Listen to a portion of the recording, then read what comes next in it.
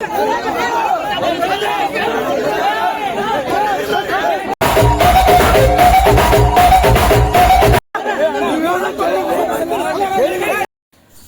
hello, welcome back to another video. So guys,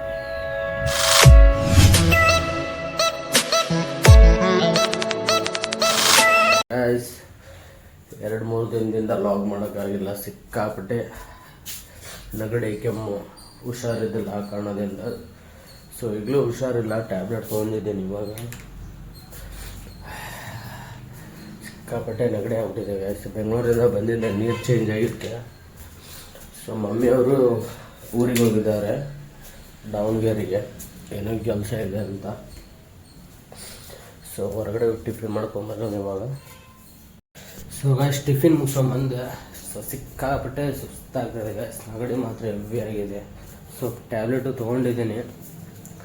so video ಮಾಡೋಕ್ಕೆ ಆಗ್ತಿಲ್ಲ, ಅಂದರೂ 3-4 days ಆಯಿತು ವಿಡಿಯೋನೇ ಮಾಡಿದ್ದಿಲ್ಲ. ಸೊ ಹಂಗಾಗಿ ಇವತ್ತೇನಾದರೂ ಮಾಡಿ ವಿಡಿಯೋ ಮಾಡೋಣ ಅಂತಂದೇ ಮಾಡ್ತಾಯಿದ್ದೀನಿ.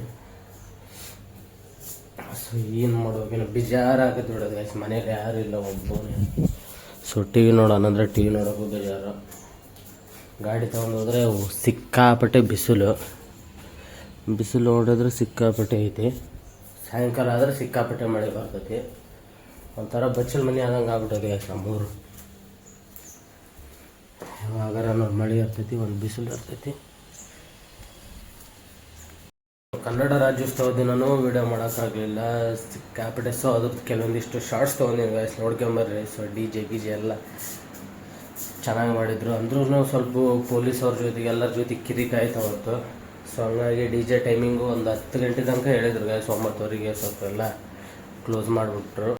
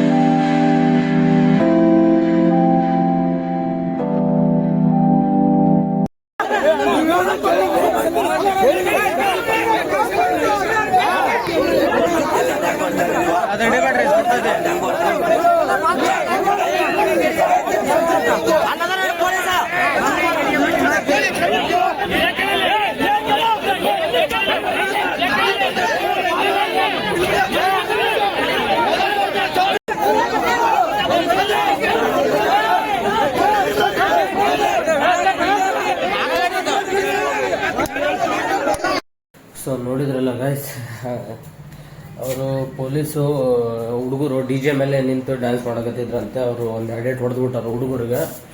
ಸೊ ಹಂಗಾಗಿ ಎಲ್ಲ ಹುಡುಗರು ರೊಚ್ಚಿಗೆದ್ದು ಸೊ ಪೊಲೀಸರಲ್ಲಿ ಡಿ ಜೆ ಬಂದ್ ಮಾಡಿಸ್ಬಿಟ್ರು. ಅಲ್ಲಿ ಯಾರೋ ಹೆಡ್ ಆಫೀಸರ್ಸ್ ಭಯಕತ್ತಿದ್ರಂತೆ. ಸೊ ಆ ಕಾರಣದಿಂದ ಸ್ವಲ್ಪ ಅಷ್ಟೇ ಇದಾಗ್ಬಿಡ್ತು. ಸೊ ಡಿ ಜೆ ಅಲ್ಲೇ ಕ್ಲೋಸ್ ಮಾಡಿ ಸೊ ನಾವು ಮನೆಗೆ ಬಂದ್ಬಿಟ್ವಿ. ಅವಾಗ ಗೈಸ್, ಕನ್ನಡ ರಾಜ್ಯೋತ್ಸವದನ್ನ ನಮಗೆ ಎಂಜಾಯ್ ಮಾಡೋಕೆ ಬಿಡೋಂಗಿಲ್ಲ ಅಂತಂದು ಫುಲ್ಲು ಪೊಲೀಸರ ಜೊತೆಗೆ ಜಗಳ ಎಲ್ಲ ಸಿಕ್ಕಾಪಟ್ಟೆ ಇದಾಗ್ಬಿಡ್ತು. ಸೊ ಅಲ್ಲಿಗೆ ಕ್ಲೋಸ್ ಮಾಡಿಸ್ಬಿಟ್ರು ಡಿ ಜೆನ.